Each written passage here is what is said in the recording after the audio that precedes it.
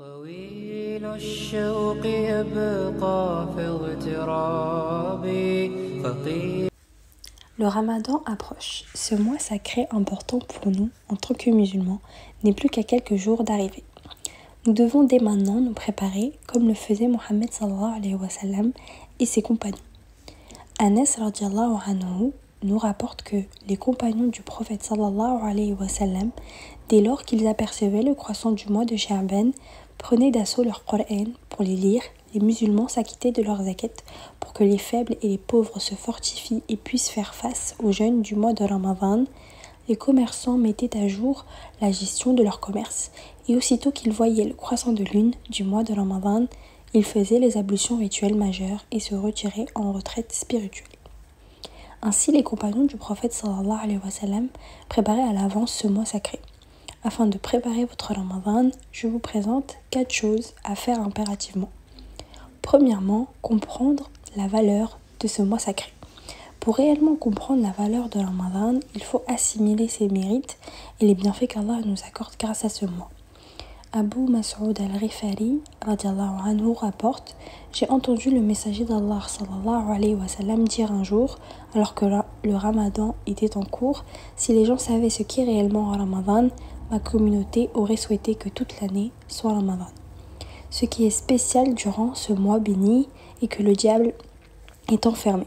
En effet, le prophète sallallahu alayhi wa sallam a dit: à l'arrivée du mois de Ramadan, les portes du paradis s'ouvrent, celles de l'enfer se ferment, les démons sont enchaînés et l'ange annonce: ô celui qui aspire au bien, approche, ô celui qui aspire au mal, abstiens-toi.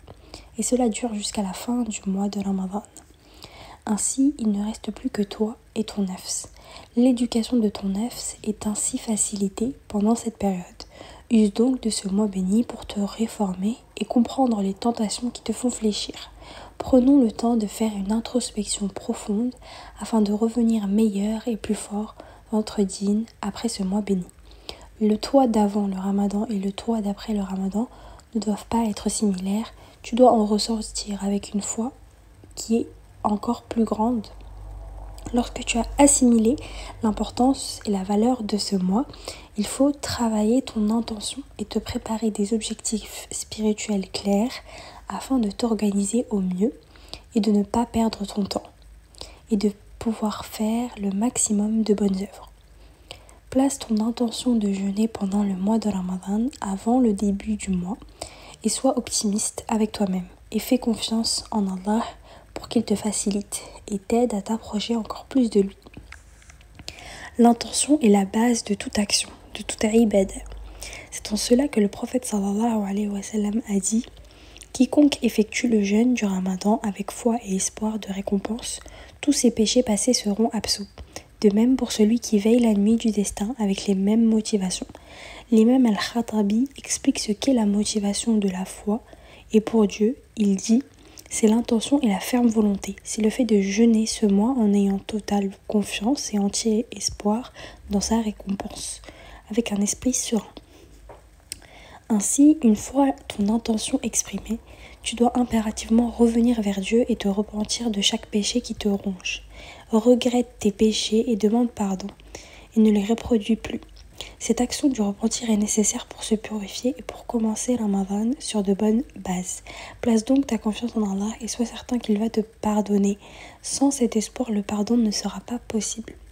Nous devons nous repentir car le prophète sallallahu alayhi wa sallam a dit: Dieu s'est réjoui davantage du repentir de son serviteur que l'un de vous lorsqu'il retrouve son chameau chargé des vivres après l'avoir perdu en plein désert.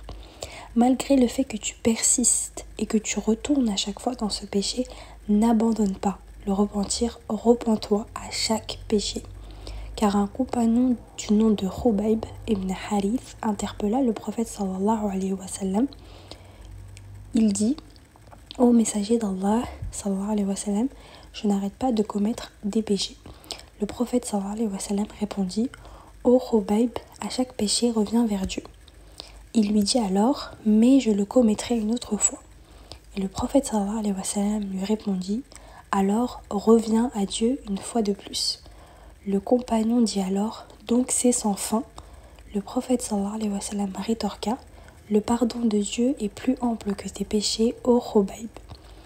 Enfin, dernière étape, pour bien préparer son Ramadan, il faut comprendre les règles du jeûne. Ce jeûne comporte des règles, des conditions de validité et des obligations. Cette science est à prendre chez les personnes habilitées à le délivrer, la jurisprudence chez les savants des sciences légales et le sens, le secret et les raisons de cet acte d'adoration.